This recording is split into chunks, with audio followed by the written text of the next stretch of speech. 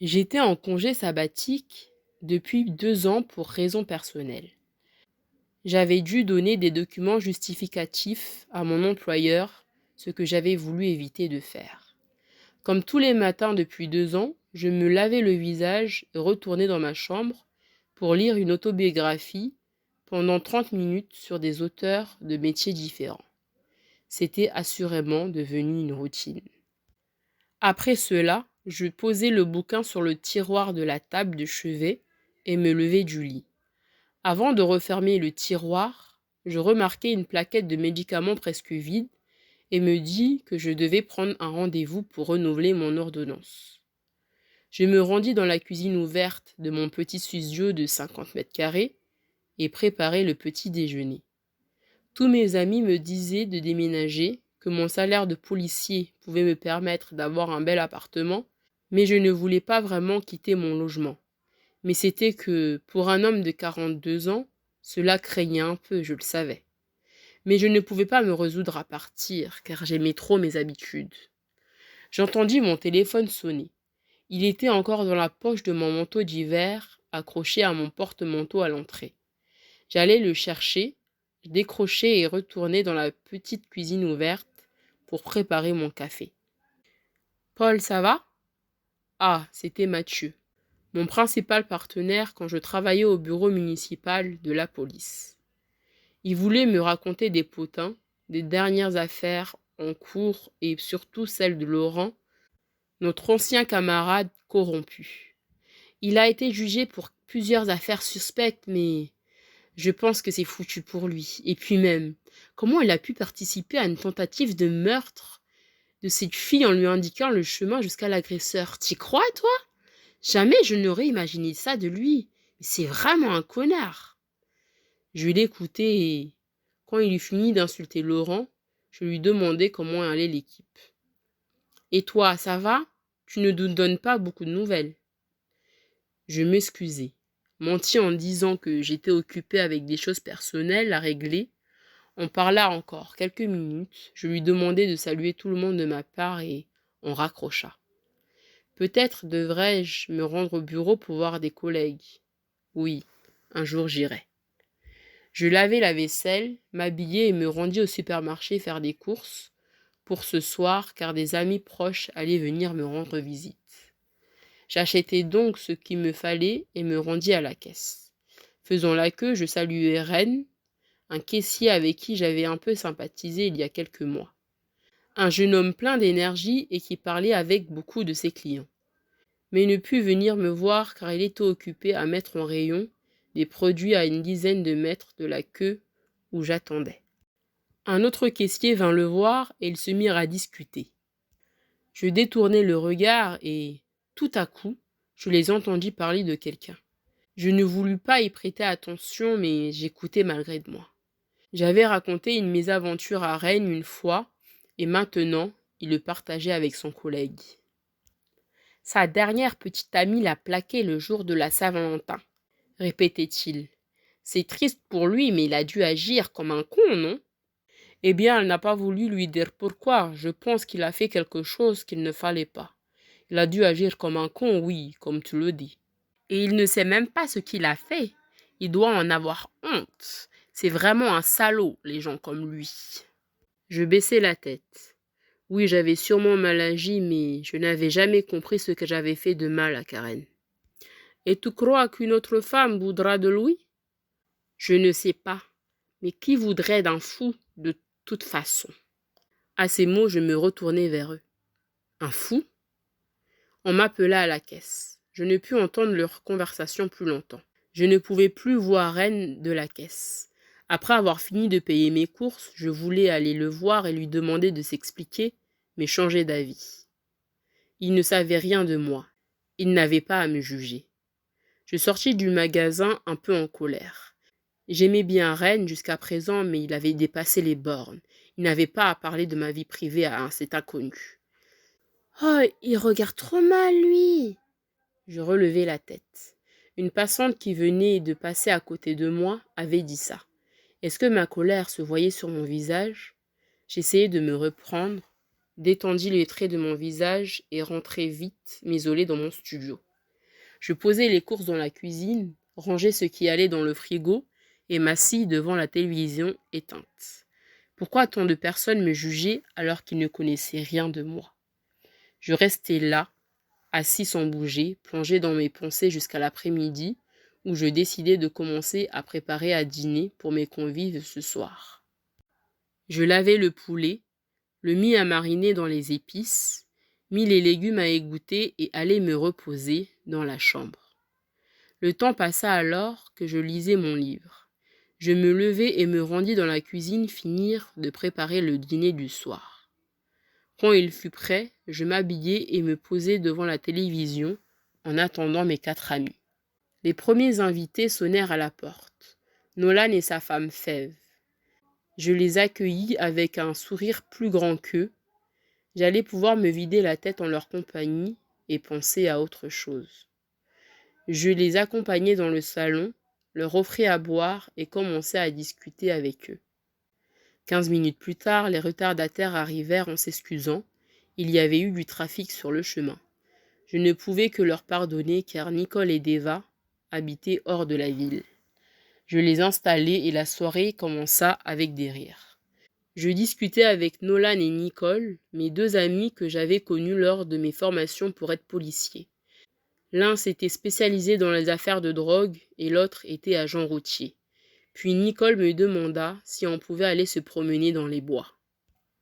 Je sais que tu aimes bien aller dans ces endroits-là.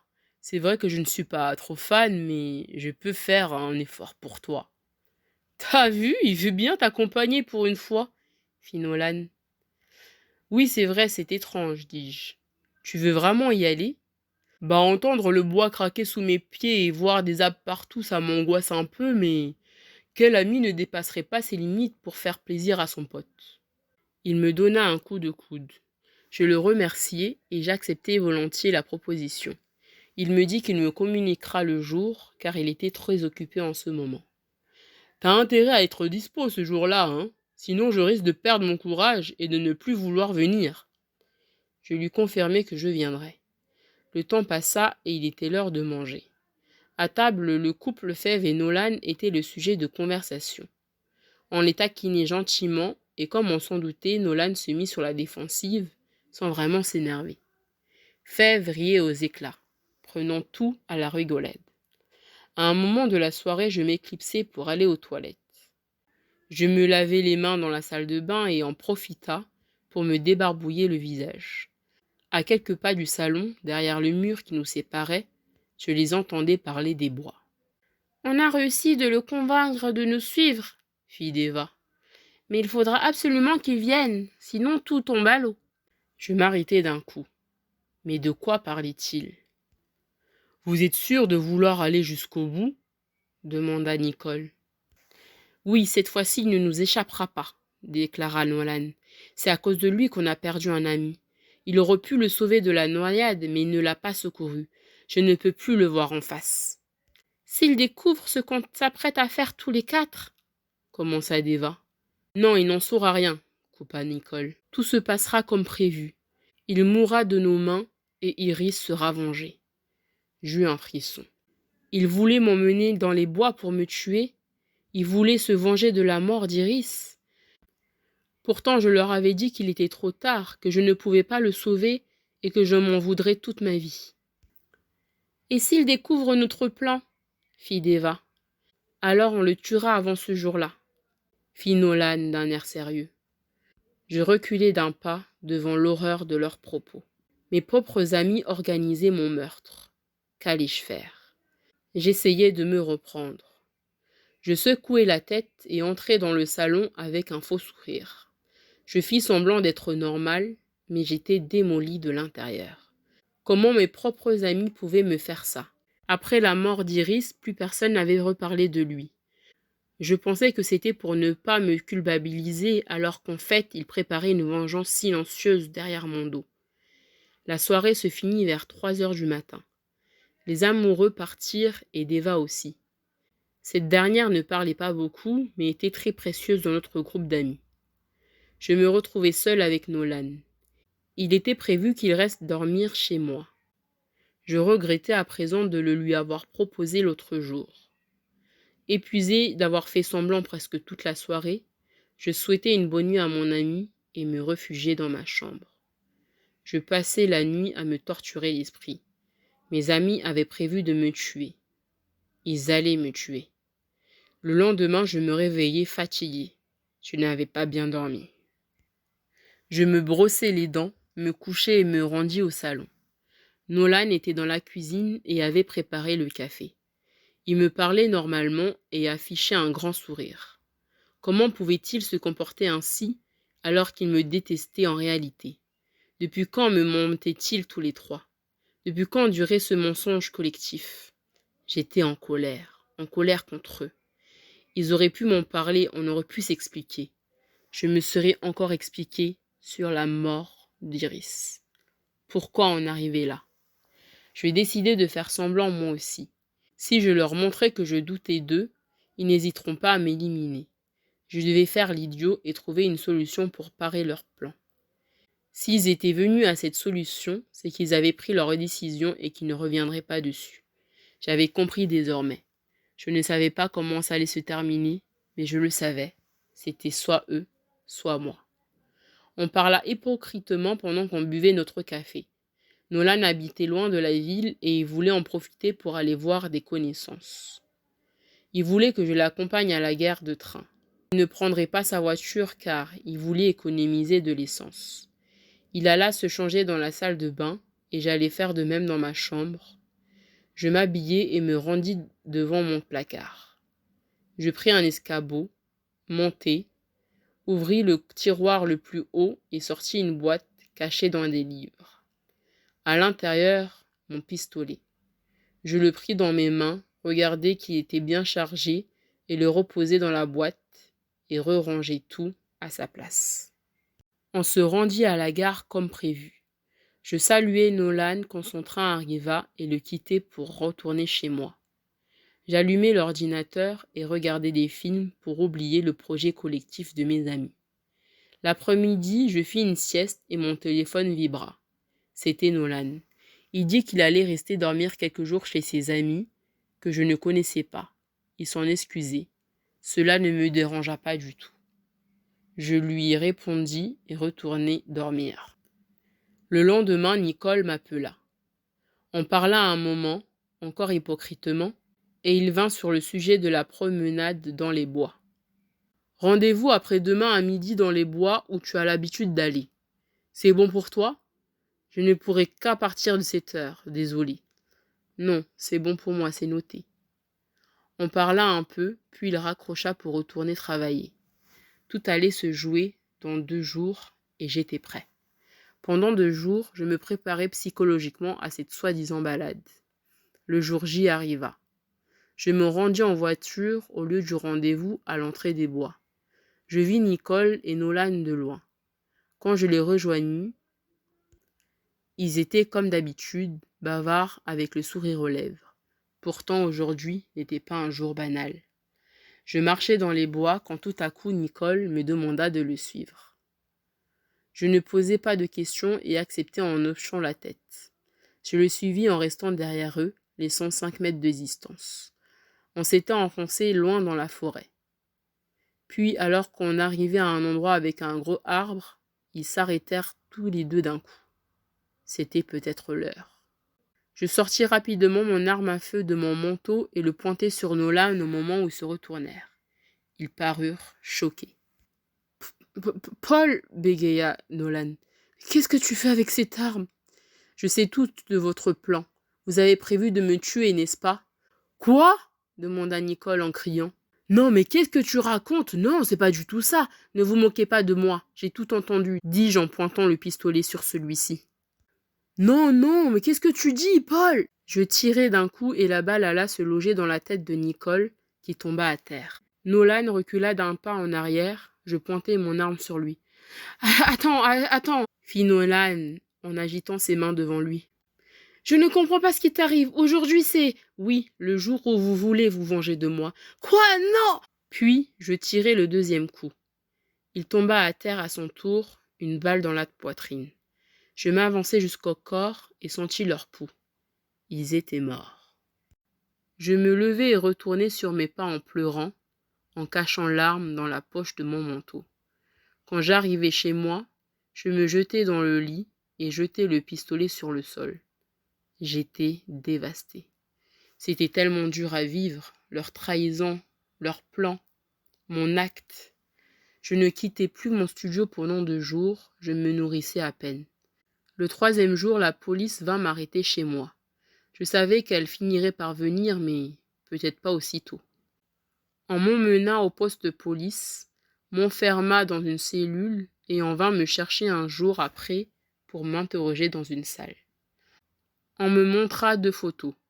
L'un était Nicole avec un trou dans la tête et l'autre était Nolan. « Avez-vous tué ces 2 personnes ?» demanda le policier dans la pièce. « Oui, répondis-je simplement. »« Pourquoi ?» demanda-t-il sans montrer aucune surprise face à mon honnêteté déroutante et mon impassibilité. Il m'en voulait de ne pas avoir sauvé un ami commun. Là, le policier fut surpris. « Ils voulaient vous tuer ? Comment ça ?» Je les ai entendus parler. Ils m'ont emmené jusqu'en forêt pour en finir avec moi. Plus je regardais les policiers, plus ils semblaient perplexes. Il sortit de la pièce et j'attendis. Je regardais mes mains menottées. Je savais ce que j'avais fait et j'assumais amplement, bien que j'aurais aimé que ça ne se finisse pas ainsi. Il ne revint pas. D'autres gardes entrèrent et me ramenèrent dans ma cellule. Il y faisait sombre. Les jours passèrent et on vint encore une fois me chercher pour m'interroger dans la même pièce. Le même policier jeta sur la table devant moi une plaquette de médicaments. Je fus surpris. « Vous prenez des médicaments contre des délires psychoptiques depuis des années.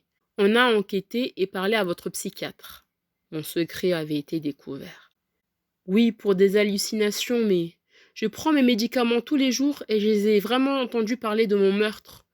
Vous avez changé de traitement il y a peu et votre psychiatre nous a informé que peut-être le médicament ne vous conviendrait pas. Vos hallucinations sont donc revenues. » Je n'y croyais pas. Je ne voulais pas y croire.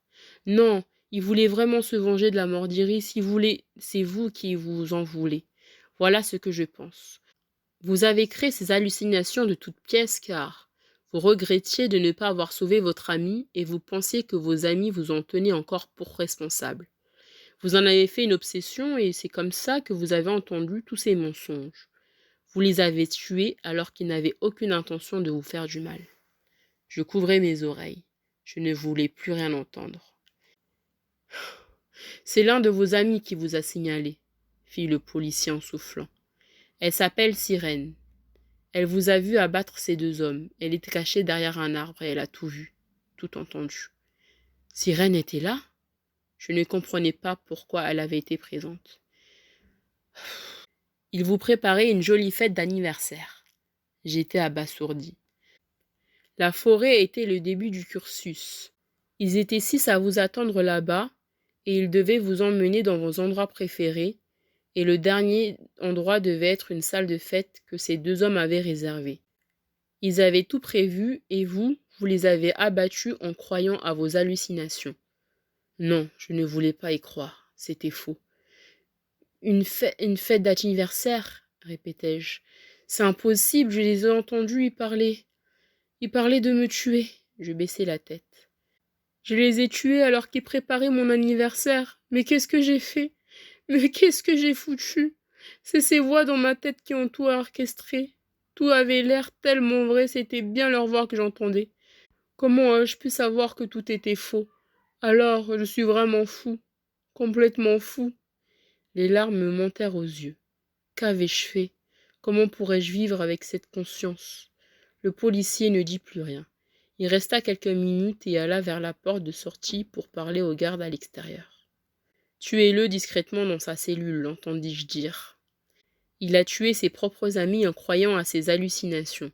C'est un monstre et on doit l'éliminer avant que ça ne se reproduise. » Je levai la tête. Le garde hocha la tête et entra dans la pièce. J'entendais ses pas résonner. Je devais m'échapper avant qu'on me mette en cellule. Comment allais-je faire ?